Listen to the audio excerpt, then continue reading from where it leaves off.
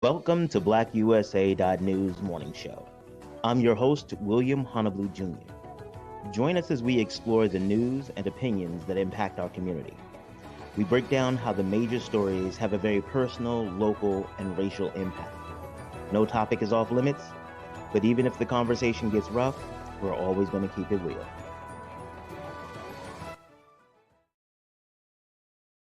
Greetings and salutations, all my friends out there in internet land. I am William Honolulu Jr., and I have the privilege and honor of serving as the host of the Black USA News Morning Show. Welcome, welcome, welcome to another Titillating Tuesday. Y'all know how I love the titillatingness of the Tuesday.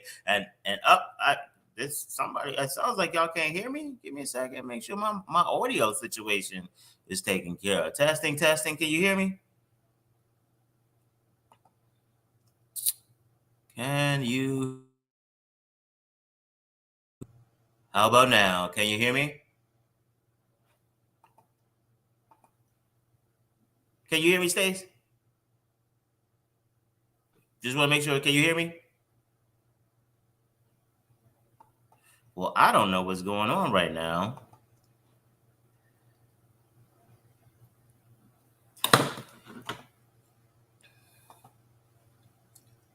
I'm so sorry.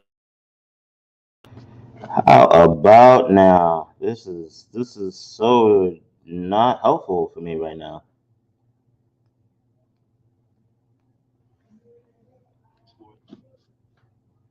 Give me a second. I'm trying to catch up.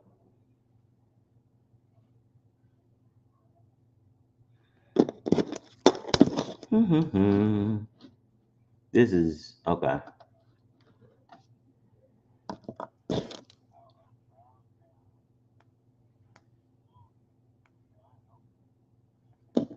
All right. I don't know what's going on with the video or the. I think the audio is okay now.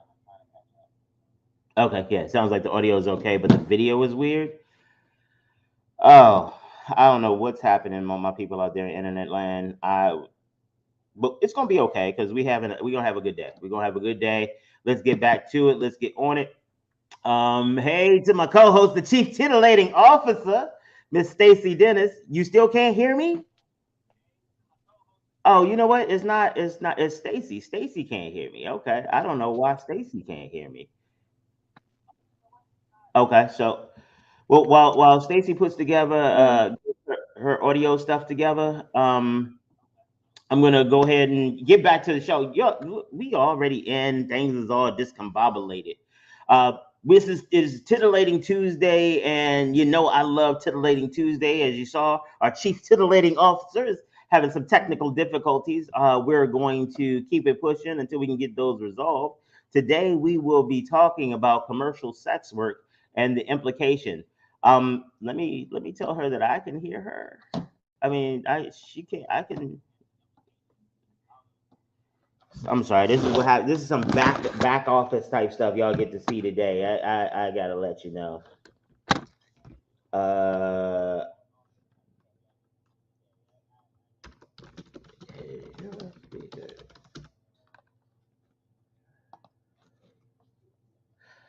All right. So let's see what else is happening today. Blah blah blah blah blah blah.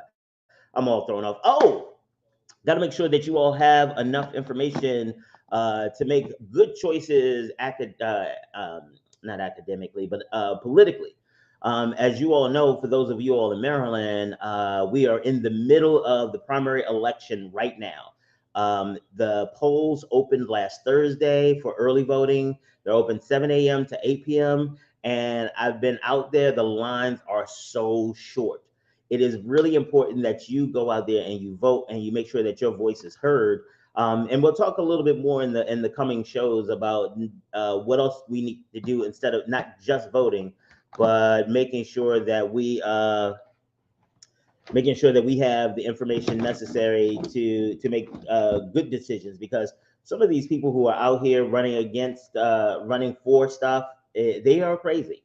They are like, and I don't mince any words with that. They are absolutely crazy. And so you need to know who's out there, what they stand for. I'm sharing now our election coverage link. So this is the link for all the election coverage that we have. You can go there. You'll see what we're doing. You'll see how the candidates that we've interviewed, any updates from the state or whatever. You'll find them all there, and you can stay informed. That is absolutely important. Let me say something, Stacey. All right, my chief titillating officer. I see her there. I'm not sure if she can hear me. Let's see. I'm gonna send her a message on the screen.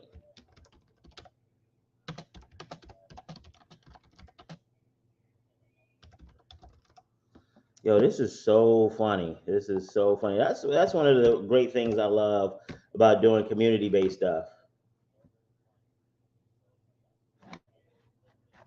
Because you get, you get to see what's going on.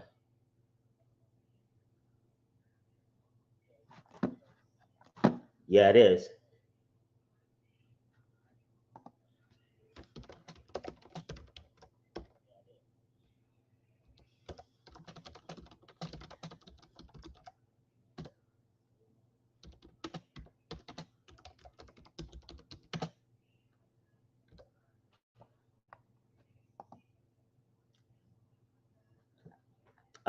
Talking.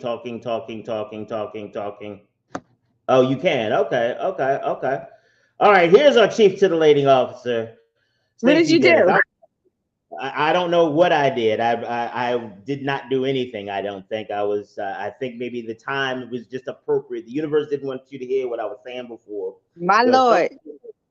there was somebody who had not made it to the conversation. You know how it goes in church. There was somebody who had not made it to the conversation that we needed to wait a little bit so that we can enlighten and bless them with the information that we Well, have. I'm glad. I'm glad that I don't know what you did. I don't know what mojo you did, but thank you. Okay. So today. Well, I'm sorry. I got so discombobulated by what happened before. How are you doing today? I am well, thank you. It's busy week, but I'm doing well. Okay. How was your weekend? Um, God, what did I do this weekend besides work in the hospital? Oh, Is it there was anything? good because I was here in the lab, in the Uh-huh, lab, uh-huh, uh-huh. creating new sense and new content, so that people can learn about. I don't know if you can see it. Hold on. I don't know if you can see Oh, I did see some. Okay, that's what it was. I was like, I thought the maybe you yeah. had. I thought you had maybe a breakfast blunt over there, and you were just, taking care of business. Now, let me tell you something. Working in the hospitals, the human body creates all kind of sense, and and I'm usually pretty good. I can usually take some things, but Uh-huh. Father, some of the stuff I'm like, no, I can't take it. And anytime that my mouth starts to water, it is bad because I'm Oh, used to really bad things that happen to the human body. I'm used to it, but some of the stuff I'm like, I can never. So I had to come home and create a couple things. So I'm testing it out, and I'll be taking that back to work with me at the hospital soon. See if man, how I know the staff will like it. See if the patients will like it. and See the if it cool part combats is a couple things. Hmm? that's gonna change the game on a couple of things because I know you got that'll be testimony. That'll be the testimony you got on your products. It's like I work in a place where the inside sometimes come to the outside, Lord, and the urban mystic Urban apothecary. Mystic Apothecary. They, I know it's a mouthful. their alchemy together has created this scent that has made my life bearable. The oils I have in here will improve, help you breathe. It'll open up your nasal passages. It'll also calm you down because I got some lavender in there, and I got an oil in Ooh. there that is not even available in the United States. And that's the main thing I'm smelling. I may need to pull back on it a little bit, but we'll see. We'll see. Okay. But so that's what I've been In the doing. game. I've been sitting here being mad scientist. And as a customer, I am grateful for your scientific experiments and stuff because they tend to yield incredible results. So good biz. Thank you. Speaking of which, I do need to come through. and get some stuff because it has been a while. See, because since the pandemic had hit, what I had thought was that I don't go nowhere anyway.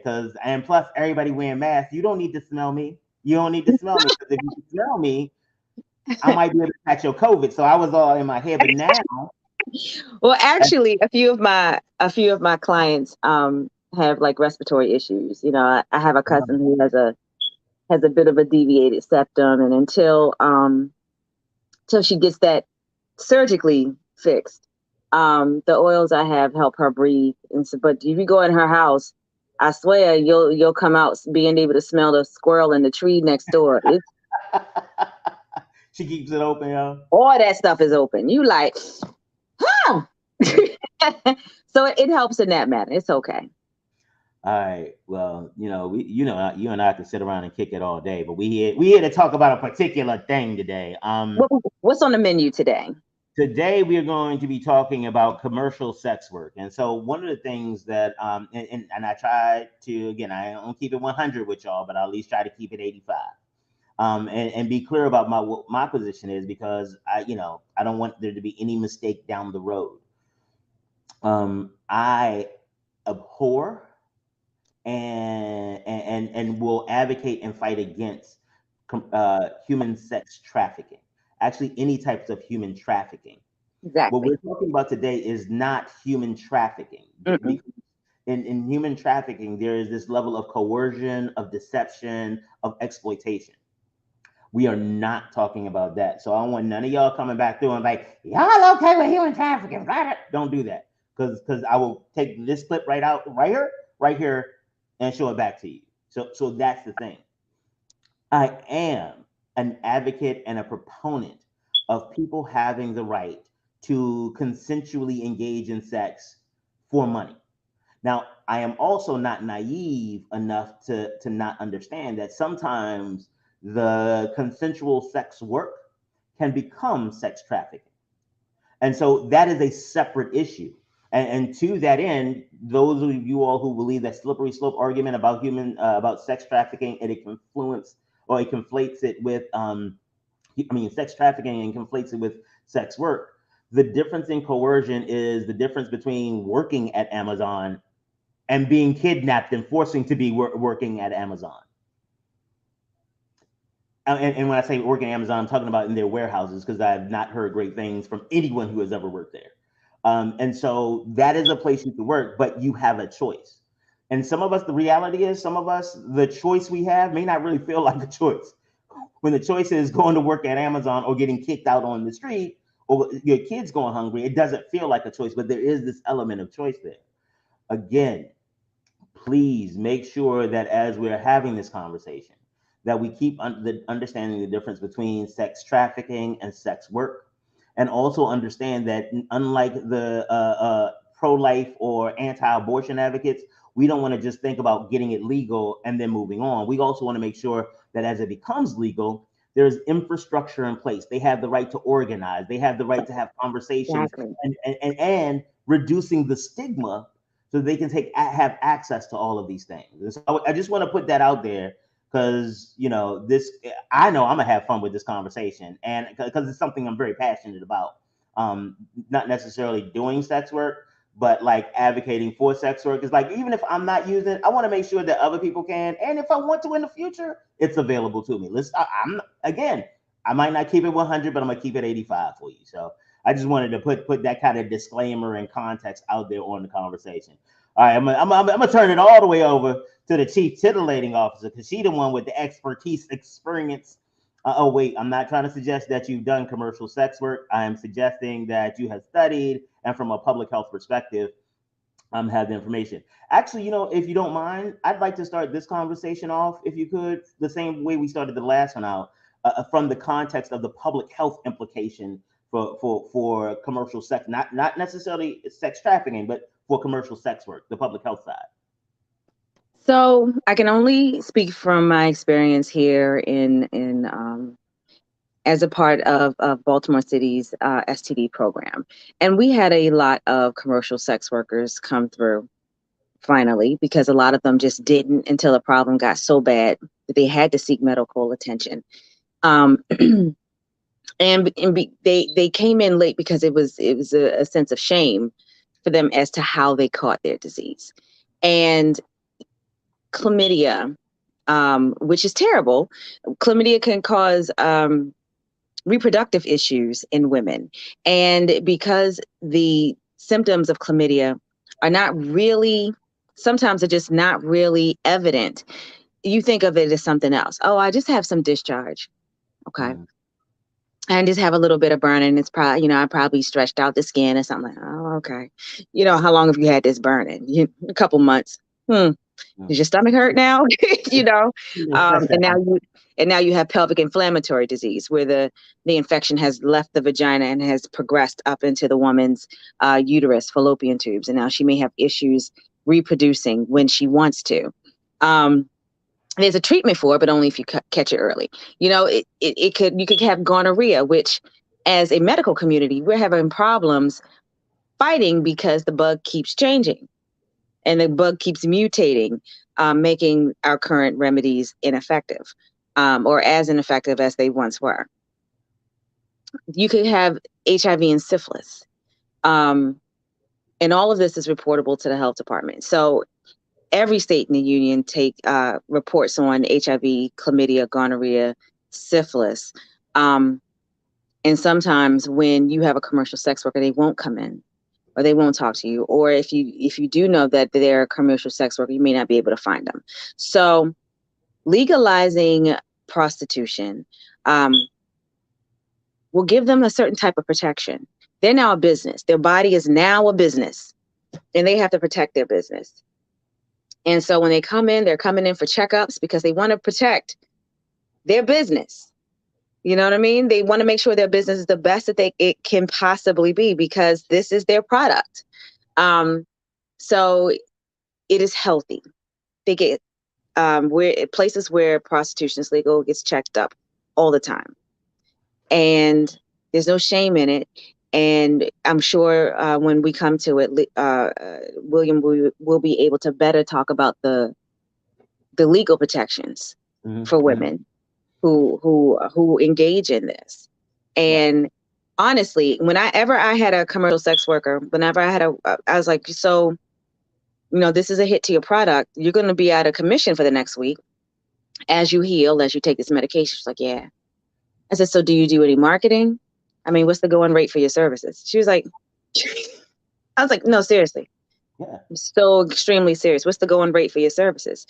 Is it higher or lower than what is charged? I mean, is this by time or is this by effort? I mean, do you charge by the hour, half hour, or do you charge by result? I mean, you don't stop until they get off. I need to know these things, because if you're going to do it, be the best at it, is all I'm saying. Not just like the best at it in general, not just to be like, oh, I am dun dun dun, dun. But also, as you understand the product, as you understand the business model, you could actually take precautions to protect yourself and have that built in your business system. Not just a situation where like, oh, we'll see what happens. Like, no. I have a plan. I have a routine. It also makes, in general, business easier. It means that you can control the amount of supplies that you need to get. You may be more readily able to invest your money and get the returns that you're looking for. One of the things I wanted to clarify for people, when you say that the diseases are reportable to the health department, I want to make sure that people understand that this isn't like one of those the child, because a lot of people think it's because it's sexually related. It's kind of like the sex offender registry, where every time you register with a disease, you get put on this list. Is not designed to find out who you are for public knowledge. Those systems are designed with two basic premises in mind. The first is to make sure that they can find you and make sure that you can get into care. Also find your partners to get your partners into care. It is specifically and exclusively used to stop the spread of the disease. The second is to make sure that public health officials and medical professionals understand what's happening in their areas. Because if you just look at it, like each doctor may say like, oh, normally I don't have any patients with syphilis, but this month I had one. That's just weird, not a big deal. But if everybody in that community got a one new patient, all of a sudden now we see a cluster in that community, and we know, hey, there's somebody in there who's spreading gonorrhea around, so we need to get in there. But if you leave it to each individual doctor, they can't see at the population level and really deploy resources in a way that is effective and also helps stop the spread of the disease. Damn it! Exactly. Thank you Is very that much for explaining that. That is exactly public health in a nutshell. And for everyone, we can get on another a discussion about the benefits of public health, because I am a public health tree hugging. oh, absolutely. I am absolutely all in for public health, but that is exactly the point. The point is that your doctor doesn't. That your doctor just sees his patients. He does not see the community, and I'll give you a perfect example. There was a whole bunch of gonorrhea and chlamydia being spread around the under 16 crew. And then when public health got involved and interviewed all these young people with gonorrhea and chlamydia, we realized they were from parochial schools. And I was like, all of, and in particular, one particular parochial school here in Baltimore. And then from that parochial school, you saw certain branches, but for the main core of people, they were from a certain parochial school. And so when we interviewed them, and we were like, why are y'all all coming from this Catholic school? What's going on? What's going on is how they were taught, because all of their symptoms were either in the anus or they were in the mouth.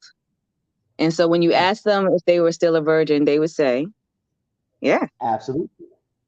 absolutely. I'm still a virgin, but your mouth isn't.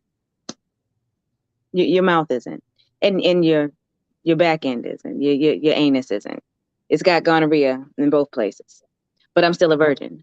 Ah, But this got again it. kind of goes back to some recurring theme on the show is the fact that our lack of communication about sex, even in the context of commercial sex work, means that the natural thing that people will be doing, they will be doing it in a way that leaves them at greater risk. Exactly. And I was like, do you understand that you have a communicable sexually transmitted disease? And she was like, no, I didn't have sex. Who is teaching you? Never mind, I know who is teaching you. So that's the point of public health, is that we can make these connections and hopefully change some of the communication about how these diseases and infections are spread. That's my purpose. Anyway, anyway, that was how I encountered a large portion of West Baltimore's commercial sex workers. And they were all fantastic women. A lot of them had college degrees. Whoa. Sorry. I want to make sure that everybody sees the transition you made. So what happened is you were talking about your experience in West Baltimore and how you met commercial sex workers. We took an epilogue, and then you started talking about syphilis and gonorrhea at the school. And now we're going back to the commercial sex worker, because it sounded like, in addition to the gonorrhea and syphilis you found there was also this burgeoning bustle of commercial sex workers in West Baltimore. I just wanted to make sure, because I was with you. I just wanted to make sure that everybody's not looking at schools Thank in you. Baltimore like, wait a minute, which one is this one? Because then you're gonna have all the because I saw that going the wrong way, baby. Thank you. Thank you for correcting it. That is not that is the wrong type of titillating, my lady. Thank you very much. Well, your show notes are on point today. Go ahead. All right. Okay. So going back to the commercial sex workers, you were able to find them. And one of the things I wanna highlight to people, because I missed the opportunity to highlight. I was looking back at the show and I wanted to say it. I wish I had said it, but now I'm gonna do it. I'm gonna do it right now. One of the things the reason that you were able to have the impact with them is because you treated them like human beings. That was especially in this type of industry, because it's illegal. People treat you like you have no power. That's one of the things that is important in that relationship. What you did is you treated them not like they were special or they were different or they needed to be protected. You treated them like a person. And when you have it, understand that, but I've worked in public health. I have seen people reduce the statistics on a spreadsheet. I have seen them be reduced to the name of the intervention or the name of their disease. Like they are not people, and all I care about is addressing your HIV issues, or addressing your cancer issues, and not realizing that you're a person. And I just want to highlight it because I did not do it the last time. Highlight how important that is, not just in public health, not just professionally, but that is how, understanding how people are people. That is how we transform communities. And so I just wanted to shout you out for that, because that is how you develop the relationship with marginalized people. You don't just come in and tell them what you need to do. You treat them as people. Well, isn't that the crux of the problem? Isn't this why we're having such a huge issue with trafficking? And because it's all about control. And this country loves to control other people and to slide people into certain boxes and say, this box is worth more than this box. Don't you want to be in this box? Because the people in that box are trash. And that is the crux of our problem. Like I said last week, if I open the doors to my house and let every Tom, Dick, and Harry come in and get a piece, the government would have no problem with it. The second someone leaves $1 for me for that effort, then it's an issue. You don't care about the fact that I had 20 men in this house and I made them all scream for their mama. You don't care about none of that. You don't care about none of that. You care if they leave me $1. Screw you. This is a terrible way we are in this country. You don't even care. You're okay with an 18-year-old marrying a 75-year-old man. You know why, but it's the same thing. You don't care about it because it's completely legal. No, it's not. It's because they get their money. What you're talking about in this, and I love the fact that you are hitting on the kind of what we keep talking about, the commodification of bodies. And this is, you created a great example, because the same thing happens when if I make cookies and just walk around handing out cookies, so long as those cookies aren't poison, nobody's going to say anything to me. They're just going to be like, I mean, okay. But as soon as I charge $1, you're absolutely right. It is this idea that everything has to be monetized. And if it does have money, the government's like, well, if I wasn't here, you wouldn't even be able to do that. So if you don't want anything to happen to your body, maybe you should listen to us a little bit more, or give us our cut of the money. They don't even care about that. It is a form of control rooted in patriarchy. And in preparation for this, I found this fantastic 2019 article written by Anna Marie Forestier from the Harvard Civil Rights, Civil Liberties Law Review. And it is a fantastic article. I'll leave William the link so you can read it on your own, but she makes every point I wanted to say about it. And she says, and I quote, "The underlying reason that people are uncomfortable listening to sex workers about legalizing prostitution has nothing to do with the concern for the health and safety of women." Let's just be clear. You don't care about the health and safety of women. The recent SCOTUS ruling proves that you don't care about the health and safety of women. If that were the genuine concern, prostitution would be legal in the United States by now.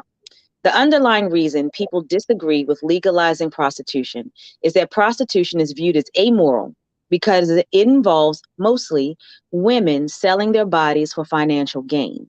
However, telling women what they can and cannot do with their bodies does not come from a place of morality. It comes from a place of control. Yes. I was sitting here, I almost threw my shoe at my own laptop. I was like, yes, ma'am. She completely killed it. And is this her thing in the is this her thing in the LA Times? Probably October 1st, 2019. This is January 18th. This is January 18th, 2021. I'll see if I can find it, because that sounds wonderful. I would love I'll post the link. She is completely right. And she goes on to say that people, especially women, sell their bodies for financial gain in a legalized fashion on a daily basis. Pornography is legal, and so is exotic dancing. It is common for people to have sexual relationships with richer partners so as to benefit from their wealth, whether this is through seeking out wealthy life partners or through the less formal but increasingly prevalent phenomenon known as sugar dating. Okay, it is also common for people to remain in unhappy relationships because they do not want to lose the financial stability or spend money on a divorce. It's the same thing. It's the But same thing. But I think it kind of also goes back to one of the things that we talked about before with this whole the to your point about patriarchy. It is it's one thing for you to go ahead and sell something that belongs to you. But if you're selling something that won't, it's kind of like letting somebody else wear your underwear. It's like, well, that's mine and that's intimate, and that's how I feel about it. Versus somebody wearing your jacket. It's like the more I think you belong to me, the less likely I am going to, or in it, the more intimate our relationships, the less likely I am going to want to be to share it. And it comes back to this idea of your mind, the control aspect of all parts of your body. Um, and I think that mindset, that again, that continuing into the whole you are mine, like where are you going with yours? I think that also leads to the fear that you might, if you realize how much it cost, now all of a sudden our dates take on a new flavor. So you're like, okay, I could be with another dude right now and making $150. I am with you. I need you to get your conversation game up so that this is worth the alternative that I have. But so long as we keep it tied up in this fanciful male dominated I'm coming to save you ideal, you will want to, in order to get me to choose you, you will want to keep that safe because you know if I don't see the value in that, I'm not going to choose you. And without a child, a husband, what are you? It's yeah. And don't get me started on patriarchy. I'll just be Don't, sitting here don't, ranting. And you know Stacey's I inner. love getting you started on patriarchy. That's when you get the most titillated. No, I don't do it. I don't do it. I want to focus on these women because I'm Okay. an absolute. And I wish I had the guest that I wanted to have today, but she's got a full Monday through Friday. We're gonna catch up. And hopefully we can get her to come and maybe make a special segment so we can have her talk about it. But she wants to help these women. It Yes. is your body, no matter what the SCOTUS says, screw them. It is your body. And this actually legalizing prostitution does give them a sense of protection Not because just women. Mhm. I was saying not just the sense, it makes them eligible for actual protection. Exactly. Exactly. Women who get beaten up by their Johns don't go to the police because then you have to tell the police why you were with this guy. And because it's illegal, they'll happily arrest you. And the guy be like, oh, we can't find him. You know what I mean? If you make prostitution legal, they're more likely to come to you. They're more likely to report assaults because now you've damaged my product, and Right. it's illegal. And it kind of to your point on the legal aspects of it.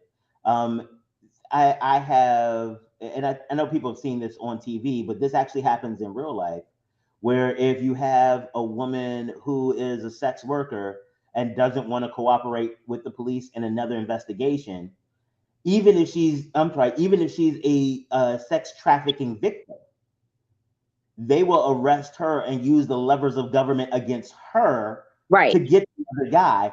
And in some cases, they still don't get the other guy, but now this person, this woman or man, because there's a lot of commercial sex work done by men. Because a lot of times we focus on women, but we have a lot of trans men who are commercial sex workers. Yep. You have a lot of trans women who are commercial sex workers, and trans Yep. women are some of the most vulnerable because they are among the least in the criminal justice system because they are everyone that they are the toss away in for every other group.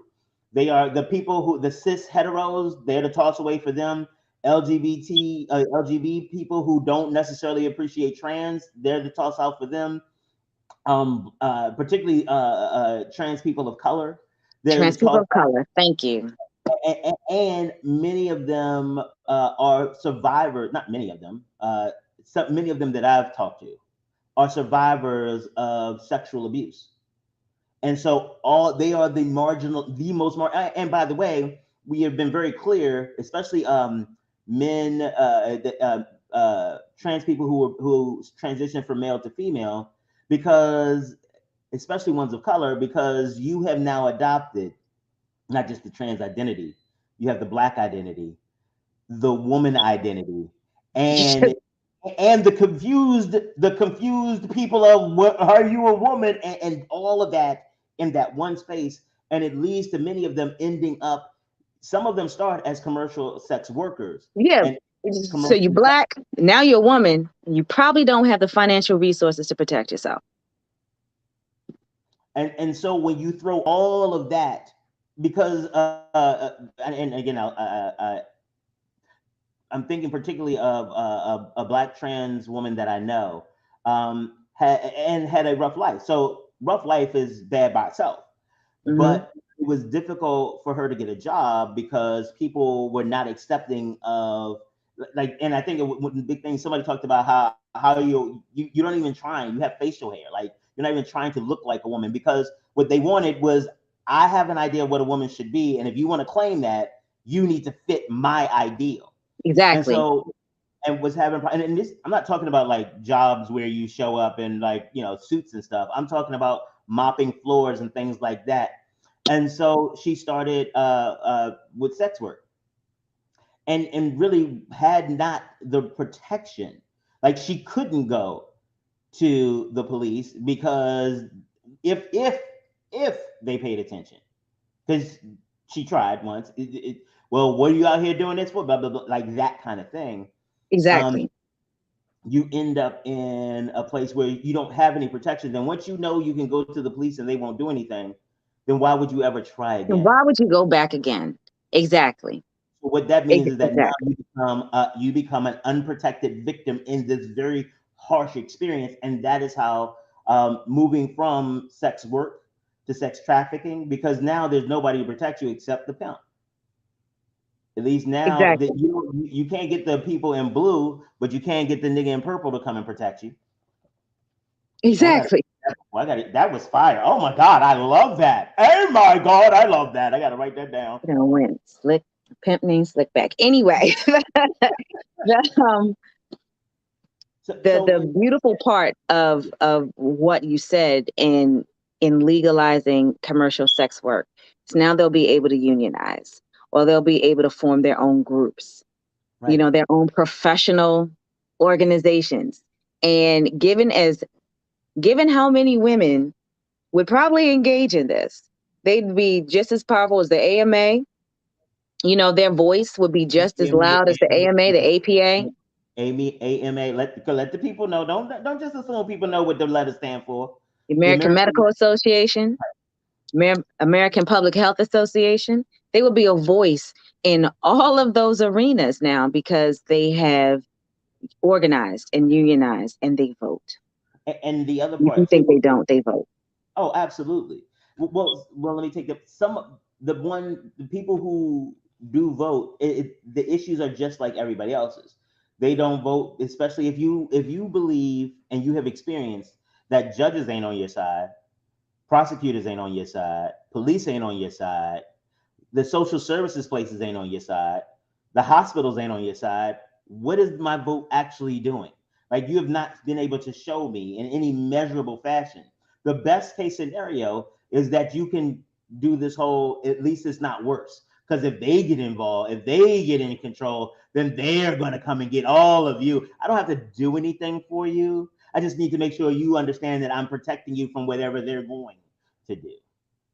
Exactly. And this is a wonderful I approve legalizing it. And it will be legal. It'll go the way of marijuana and liquor, and people will clutch their pearls, and then the government will realize how much money and taxes they'll make from it, and then it'll be legal. I truly believe that is where it should go, and it should go, because think about how much crime is in your area.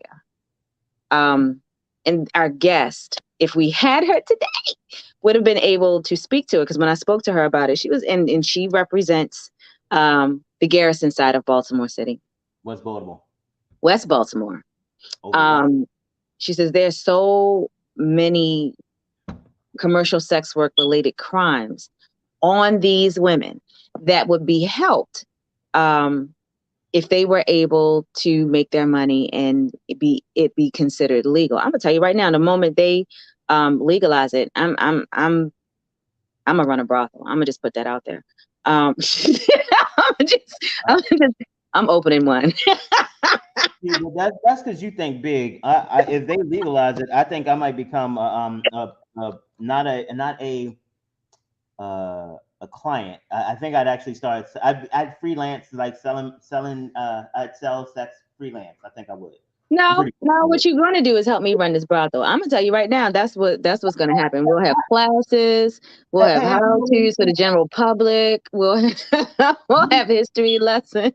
How is what you said inconsistent with what I said? You said you want to run a brothel. I said I want to put out recreationally for out freelance. You want to be my public health and legal advisor. Yep. I'm gonna tell you right now. The moment they say it's legal in Baltimore, are you really? And I'm quite sure that the viewer's mind will go to, it'll be a bunch of women. It won't. It'll be male. I'm saying, like, I'm filling out my application because I absolutely wouldn't mind. My job is to have sex. Oh, please and thank you. I'm gonna tell you right now, in my brothel will be for the service of women. It'll be full of men for the service of women. You think I'm kidding? Wait till you make it illegal. Make it legal. What? I'll tell you right now. DJ Khaled, should I fuck you for free? Would you fuck me for free? Anyway, so I'm sorry. You got sidetracked. You got in your head a bit. Yeah, I didn't put in my whole application and stuff. My Lord. And I would. You would have to apply. Yeah, no, absolutely.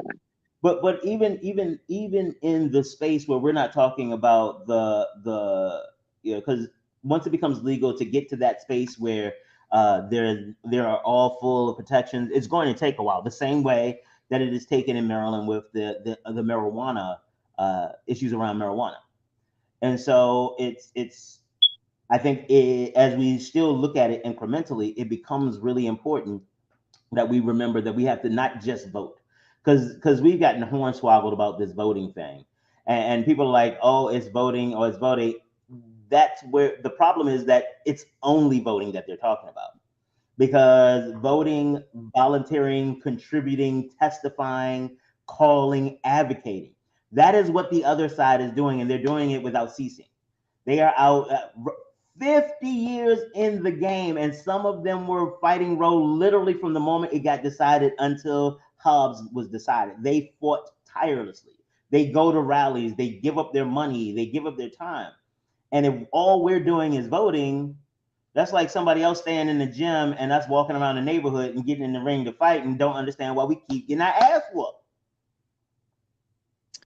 I got my own things about that, but it's but you're right, but so even on this issue about sex work, you're right, but I'm gonna just put this out there, because what you said is not wrong. However, how many women voted in the last presidential before this presidential election? How many people voted for Trump? How many? What's the demographic? I don't. Y'all voted this. But this is the thing, is that one of the things that I have admired about the Republican Party when I first started understanding it, it was an operational design that actually led to, and I was always concerned, like, how would they keep it from getting this far? And I realized the issue is they didn't have a plan for keeping it to get this far. Because what they do is that they get you focused on your thing. It's like, this is how you see the incongruence between people with certain identities and the Republican Party. So how are you a member of the LGBTQ plus community, and literally planks on the Republican platform say that is an abomination to God? But you know Hmm. why? Because all you care about and all they talk to you about is gun control. You stay in here and this is your part of the platform. And what happens, it creates this group think around them with gun control, and you get so caught into gun control, you can ignore the rest. It's like being digmatized. It's like, I mean, it's good, but I mean, I know he Ah, time ah. and he calls me names and stuff, You are but he such makes a a child of the 90s. My God, you just you just you just aged both of us. I can't stand you right now. but um, that's what it is. It's like they get so caught up in those little spaces, pro life, anti-abortion, but you it can because I got you so focused there, you're working tirelessly there because I am feeding whatever need that you have in one space and I get you to ignore all the rest of it. Unfortunately, we try yeah, to look at the whole thing and we get divided amongst, well, I don't bang with you on this, and this. They don't have those problems negotiating. it just makes me itch. The whole it just make me itch. Um, I want to go back to not only what you said about them organizing so that they can influence the vote and the conversation on it, because I think that's absolutely an absolutely fantastic entrance for them, is to understand that not everybody prays to your God. So I'm gonna need you to keep your God off of my body. And that's a thing. I'm not Christian. I don't want your Bible affecting me. And just so people know, I'm not Muslim either. And so I don't want your Quran affecting me. If Got if if you do not based on religious reasons approve of prostitution, please don't do it, because I don't want you to get in trouble with your God either. Okay. absolutely. Sorry. So that's the thing. If I don't want you to get in trouble with your God either, so please don't do it. Mind your business about me, though, is what I'm saying. Um, so they do have a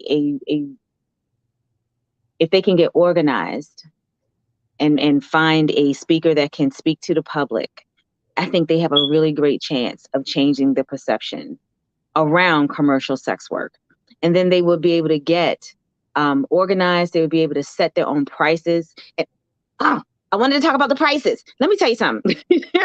Where it is legal in Nevada, these women are Mhm, bringing home like some, if they can get in with a really good brothel, they're bringing home some serious cash.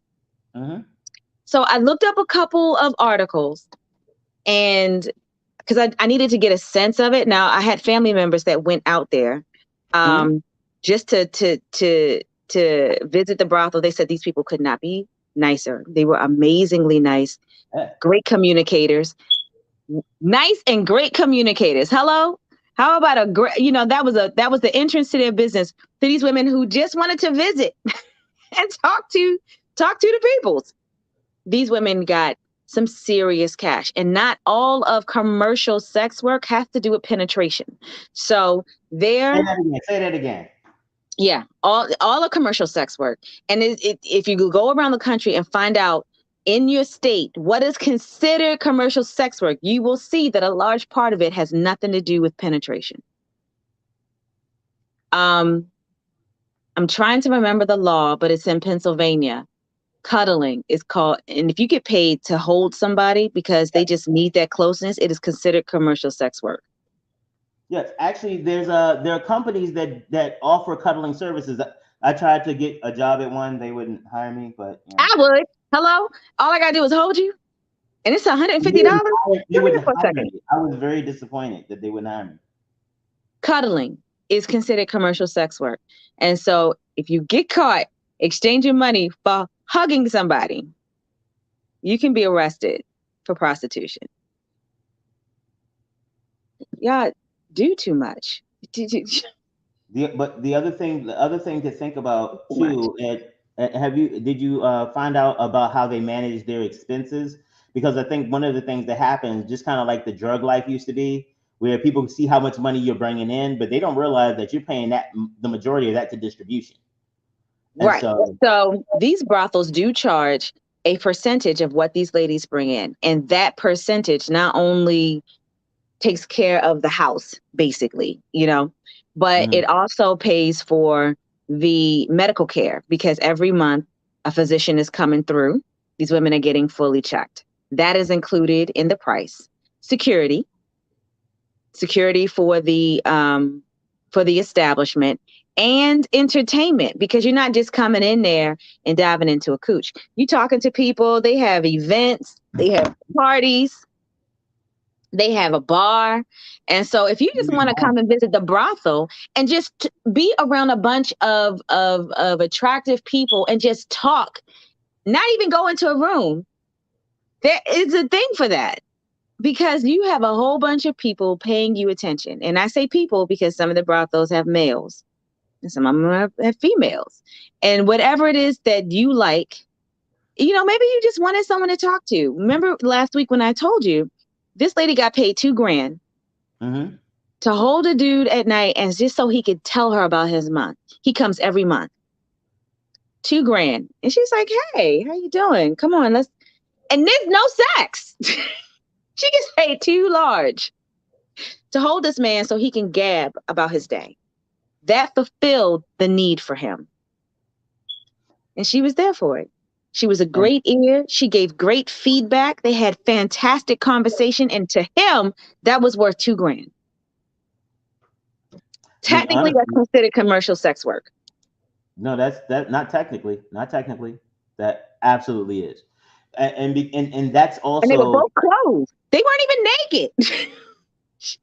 But that's also one of the things we've been talking about as well, not just in the context of commercial sex work, but rethinking what sex is in general. Because the reality is that the rules that we have about sex only deal with the physical nature, and honestly, sometimes only the penetrating nature of it. I know that it would be difficult in earlier times, and especially in Maryland, if there was no penetration to claim adultery. Like if there was just rubbing or even kissing or whatever, it's like that might be bad, but would it rise to the level of legal adultery? There have been times throughout Maryland when the answer to that for men was no, and for women was like, "Oh my God, you slut!" But that is our ongoing conversation about the dichotomy and disparities between the way genders are engaged. But the reality is that it comes back to power. It comes back to I need you never to understand how valuable you are, because at the point you understand how valuable you are, you will actually make it difficult for me to exploit you. Exactly. Oh my God, William, that was it. That was it. I'm gonna have to write that down. Dang it, you. Yeah, but so one of the reasons that I am interested in this, do we have enough? We got a couple minutes. I'm gonna tell y'all a little bit about pimping in the corporate world, because I think this is probably the most apropos time to bring it up. So I have this theory. When you go and you look at say Walmart or let's say Amazon, because the reports have come out about how bad it is to work there. Amazon will bring out lawyers, social scientists, and other people to tell you, and they will have some employees who are happy, who will come out and say it's not that bad, blah, blah, blah. You do not have that happen in sex work. There is no association of sex workers who have a large. Hell, the NRA literally held a convention in the same state after the Uvalde murders. Yeah. And because they have that power, it's legal. They can get away with that. But there is no association for commercial sex workers or pimps. Pimps don't get like the association of pimps. Now, we may joke about the Players Ball, but that is not a policy group. That is not people who are out there trying to give the best, describe the best about the pimp lifestyle. So what that means is that in America, looking at commercial sex work, especially the relationship between pimps and prostitutes, is the clearest and cleanest examination of American capitalism, because there's nobody else out there trying to make it look better.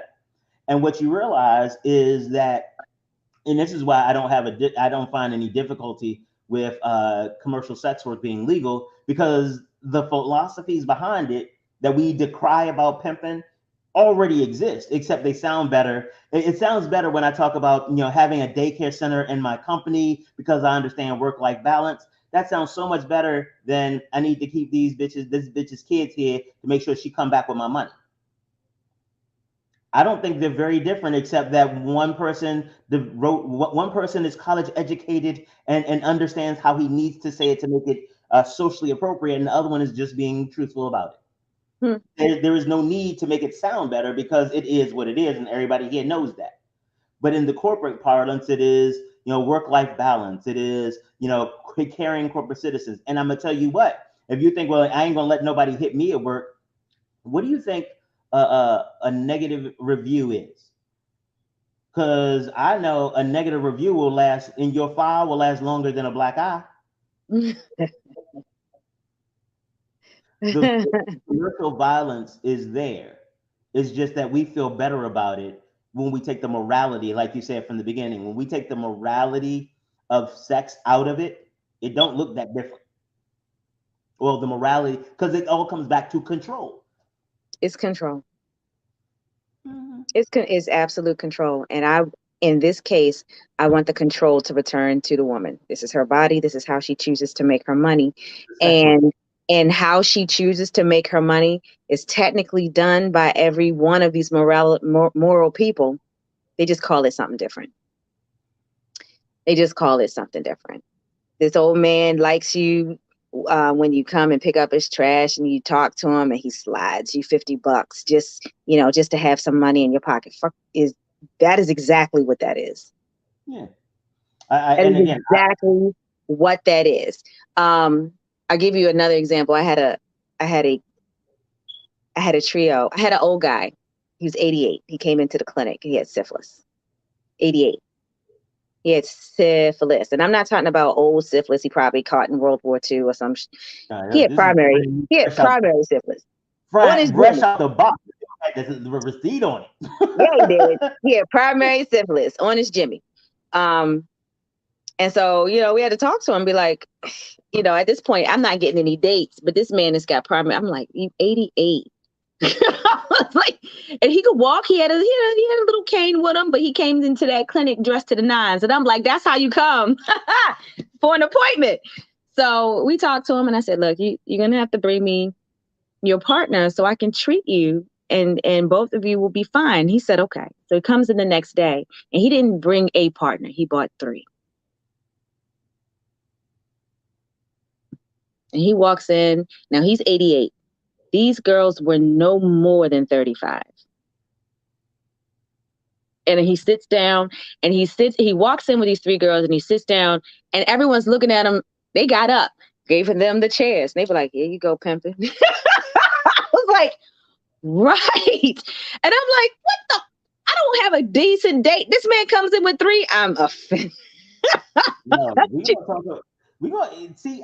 You keep talking about not having. Okay, we're gonna separate. Yeah, sorry. So, you know, we get him in the back, only to find out, and we treat them all, only to find out that these women take care of him. I sat there and listened to them before they got called to the back. And then one's like, did you pick up his medicine? Because his medicine is ready at Rite Aid. Yeah, I did. But I'm not going to be there. You know, I got a date on Wednesday and Thursday. You're going to have to come and make his dinner. And he just sitting there and he's do. And she's like, now they are all, you know, stepping to the mic. They giving him a happy ending. However, they clean his house. They pick up his meds. They make sure that he is eating. And so when I got them to the back and I was like, look, this works for y'all. And I am happy that y'all 4 are happy. However, one of y'all brought something to the party. And now I got to treat all of y'all. And this dude actually has syphilis. So one of y'all at least had it in your mouth. And they were like, yeah, I did have that. I thought it was just a cut. No, boo, it wasn't a cut. Did it hurt? She's like, no. You gave it to. She's like, right. I'm sorry. I said, so now all 4 of y'all got to get treated. I said, look, I get it. He's happy. Just don't bring nothing back to him because he is 88. She was like, right. In exchange for that basically family for this man, his pension comes every month.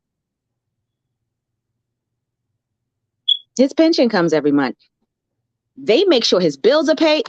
Let me tell you something. Technically, this is commercial sex work, but that man is happy. He is happy. He is well cared for. Yeah. You know what? I just looked at the time, and that is going to be the story we end on. Like that solidifies the entire. Actually, you know what? That encapsulates everything that we've been talking about. The fact that this is commercial sex work, but it is honestly, I'm sitting here like I need to give me a pension because that sounds wonderful. Hello? They all got treated and walked out. This is happy, and I was like, and I still don't have a date. Well, maybe you should start some commercial sex work. That's all I'm saying. That's what I'm saying. Oh, we are. You know what? This happens every damn time. We have too much damn fun getting titillated on Tuesdays. Sorry. I'm not. All right, we back here next Tuesday. We're gonna get them more titillated. We are going to do that, and guess what? We will be black next Tuesday.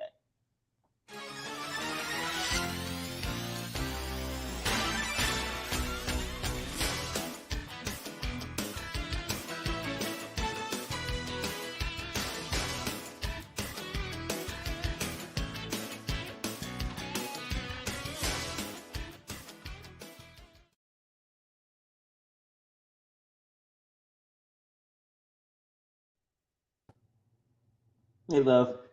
Hi, babe. Awesome as per normal. That's a really good that one show can spawn so many others. That's a really good topic, and I really do hope they get organized. They need to. Yeah. They need to, and I'm so serious. As soon as they make it legal, I'm opening a fucking brothel. In this broadcast, yeah.